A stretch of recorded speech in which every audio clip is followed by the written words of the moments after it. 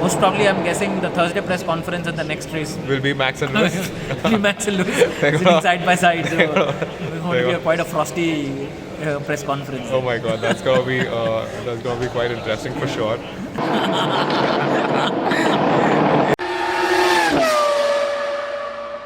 But I think more than anything else, it's, leave the Verstappen aside, leave the Hamiltons aside, leave Mercedes, Red Bull, all those guys aside. Today is the day to just celebrate McLaren and their achievements at the fastest track on the calendar. Yes. And I think that in itself speaks volumes of the hard work that has gone behind the scenes at Woking, with Zach Brown, the CEO, at the helm, leading the team over the finish line. Also bringing in Andreas Seidel. I think he was a very big addition from Porsche, from WEC, who knows he came from a culture of winning, so he knows how to bring teams back up. And it's all at the same time, as much as having the technical side of Formula One sorted is important. You also need a very good man manager. Yes. In the sport, people who would be getting the authority to do their thing. Have the freedom without any hindrances to build a challenger for the drivers. I think go out and win. Even Zach Brown deserves a lot of credit for sure, because he's bought Andreas Seidel and he's managed the team so well. He's played a very important role in setting things up for McLaren, and hats off to Team McLaren. Also getting a star driver in Ricciardo. I mean, Sainz was a good driver. Yes. There's no doubt about it. And Norris, we all know, is a champion elect when he does get the chance. So for Ricciardo to come in from Alpine, it was a big move, because Sainz going to Ferrari was a big loss, and McLaren did need somebody who had been a Grand Prix winner, who had been in a championship, who had been in a race-winning team, to help train Norris and bring him up also, and also help Norris to level up. Yeah, I think they made a great team. Lando Norris and Daniel Ricciardo. Daniel Ricciardo has not had the best of the starts for Team McLaren in this season, but I think it's about time. That's what he said. That I think it's always it's just one race that you need to get yourself sorted. Yes. And Ricciardo has had that now. So the dynamics of the season is going to change for him. Yes. Also for the team itself, because they are now having a very comfortable lead over McLaren, over Ferrari in the Constructors' Championship. So kudos to Norris as well as Ricciardo, for keeping it clean and keeping it flawless. I think the last few laps, I think lap 47, 48 to 53 were very crucial for McLaren, because there was a time when Lando Norris on the radio asked, is it okay if he can go for the overtake over Daniel Ricciardo for P1? And he immediately got a radio message saying that Lando, you cannot overtake Daniel Ricciardo, keep position. So I think that talks a lot of that he's in the game for the longer time, and he's also for the team. He's also a team player rather than playing for himself. That's very important, because as a driver, no matter how good or how bad you are, when you actually have the opportunity of winning a race, in a season where you know that you might not get as many opportunities as you would, any driver would take the bait. So to actually put your own aspirations aside and then adhere to the team's instructions, and ensure that you do not compromise your own race or your teammates' race. If they went wheel to wheel, they could have used up their tires. They could have gotten into the dirty air of each other's cars. If there would have been any contact, it would have allowed the likes of Bottas and Perez as well as the Ferraris to close up on them and probably even overtake them. So there was a lot at stake for McLaren at this race, and for them to win from where they were, it's hats off to them, because this is a good base for them to build on even for 2022 with the big changes in the technical regulations coming in. And I think even with the Constructors' Championship, they've got a 15-point lead approximately with Team Ferrari, P3 for position 3. So this race is going to be a really big boost for Team McLaren for the Constructors' Championship. It's going to play a big role. They'll definitely try and finish P3. It's going to be a tough battle with Ferrari. And it's Ferrari's home race, and you pointed out rightly that Ferrari's home race at Monza, and we've got a competitor McLaren 1-2, so it might be. It was like the arch rivals winning at it's like a slap Ferrari's home. So for Ferrari. We all remember what happened to Hakkinen in '99. When he made the second mistake, when he made the mistake at the second variante, and then he was sitting on the side because he beached his McLaren. And the Tifosi were absolutely ecstatic because they knew a Ferrari was from there on. Yes. So for the Ferrari fans to see McLaren winning, it was, I think, I'm sure it's going to be a hard pill to swallow. Yes, it's going to be that. But credit where credit's due. McLaren have worked hard at it, and they can bask in the glory of the Italian sunshine. Yes. Let's talk about Giovinazzi.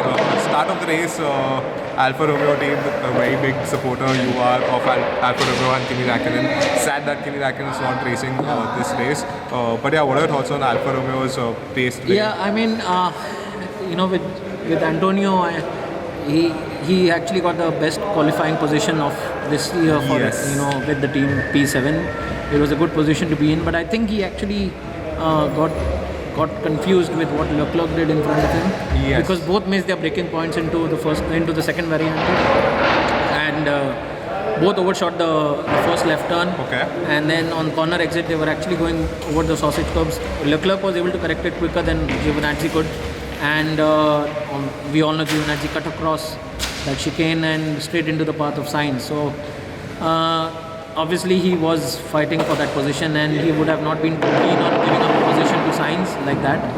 But what he didn't realize, obviously, was a mistake on spatial awareness, basically, which I think might prove costly for Alfa Romeo, because once again, to be in a point scoring position and then go backwards like this after a mistake is costing team points. So they've lost a lot of points over the season, either through strategic mistakes or through driver errors. So another lackluster weekend for Kubica, but then again, you expect that from Kubica because he's still getting up to the pace of the Alfa Romeo.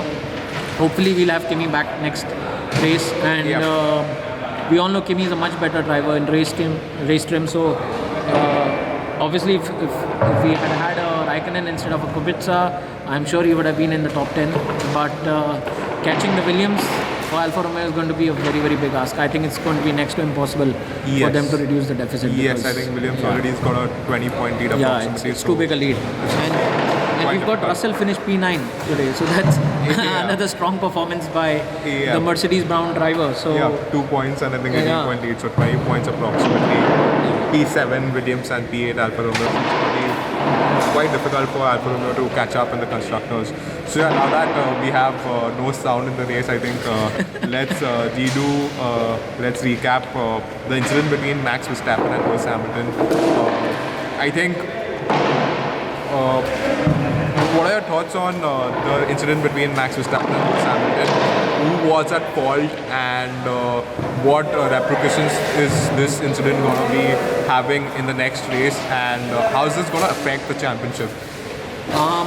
On a mental level, Verstappen and Hamilton will be seething. Both will call the other a villain in the incident, because as per Max Verstappen, Hamilton should have left for his car to be there, but then Lewis would have said, I have the right of way. Something very similar that we saw in Silverstone. Yes. Of course, the Silverstone crash was very dangerous because it was a high-speed crash. And even though the first variante is a very slow corner, we actually saw Verstappen's car go above Hamilton's halos, Hamilton the Mercedes halo, as well as getting really close to Hamilton himself. So in that way, this too was an equally dangerous incident. I think the stewards will be going through the footage at length. Yes. And I still think that my personal opinion is that there would be a grid penalty or as well as penalty points on the license for Max Verstappen. But a part of me still believes that this might even pass off as a racing incident. Something that we've seen happen with Silverstone as well. Because the jury will be split here, who is to blame. The end result though is that neither driver scored points. So the title battle remains as is. 5 points, I think, is what separates Verstappen from Hamilton after yesterday's P2 and sprint in the F1 sprint. So I still think that it might pass off as a race incident, but the repercussions of it on a mental level as well as in terms of wheel-to-wheel racing, there will be a lot of animosity. Will be no holds barred, gloves off kind of a contest whenever Hamilton and Verstappen go wheel-to-wheel next. Yeah. And it could actually get very, very feisty. So, I mean, it's going to be quite exciting the next race. Yeah, I think before the British GP, the crash was quite intense. The British GP, like you said, was a fast speed crash, and it was.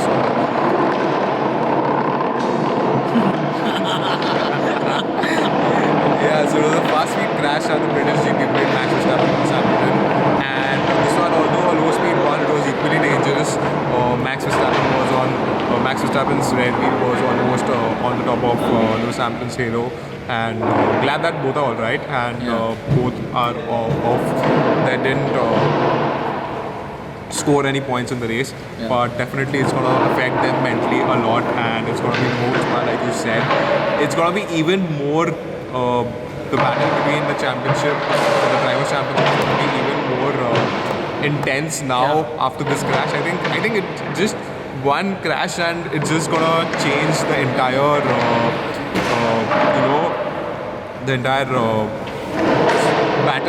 championship battle. Like, one moment in the race, like we saw today, and even today's GP, it's just going to be even more intense after this. And the moment they both come next.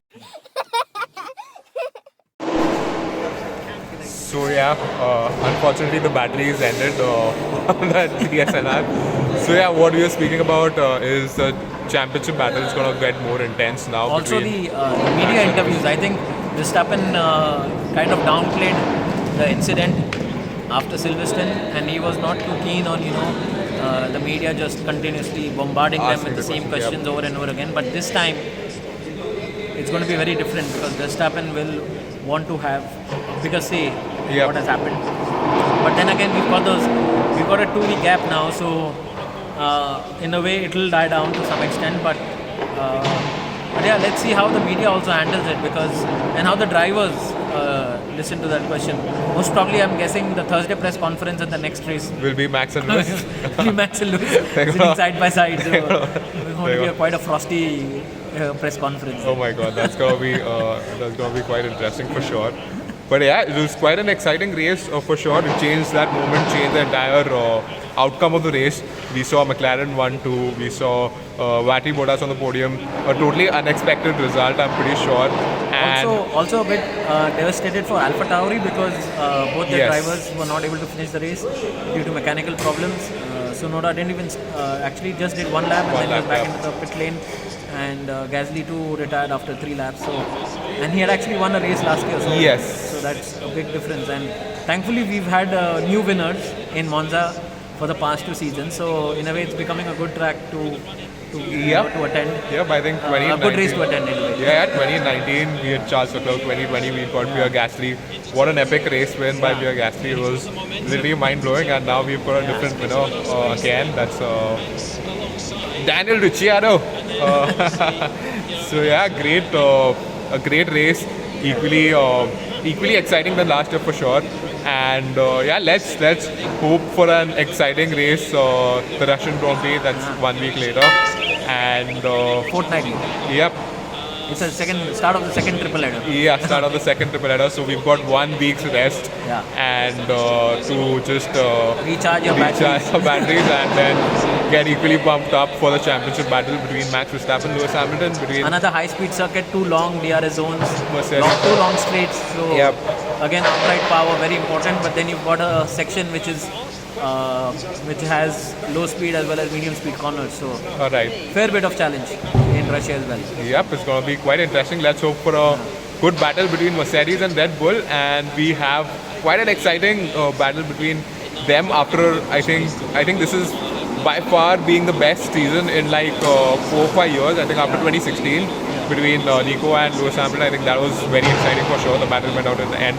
And I think after that, we had like total domination by Mercedes and Lewis Hamilton. And then now 2021 we have a battle for the championship between Max and Lewis, and it's just getting intense by each and every race. It's just I think each race in 2021 has been very intense, except I think Austria won of the race, which was quite okay, and then maybe Belgium we didn't have a race, and maybe Dutch, and then but apart from that I think each race has been really exciting, and it's been given us like really the result that no one even had thought of. So yep, a great race today at Italian Grand Prix, and a big thank you to Ankush Ahuja for sharing your thoughts and opinions about the race. And yep, let's hope for a equally exciting battle in Russia and a great race at Russia. Yeah. Enjoy your weekend, guys, whatever's left of it. And enjoy the 2-week break. And we'll see you guys again at the Russian Grand Prix. Yep. Thanks a ton, Ankush, and hope you also have a great time off, and then see you again during the Russian Grand Prix. Yeah. Thanks everyone, and if you all did like this video, please do share, like, comment, subscribe, and yeah, thanks everyone. Enjoy. Ciao. And yeah, ciao. You want to say some words in Italy? I don't know Italian. Sorry, I'm like They've given me 8 years and I've still not learned Italian. That's what I can say. Grazie. Grande mille. Grazie mille. No, I think I've got it wrong. No. Grande mille. Grande mille is thanks a ton. And grazie. Grazie tutti. Yeah, grazie tutti. Forza Ferrari. Forza Alfa. Forza Alfa. Great. Okay, guys. Thanks everyone. Bye-bye. Bye-bye.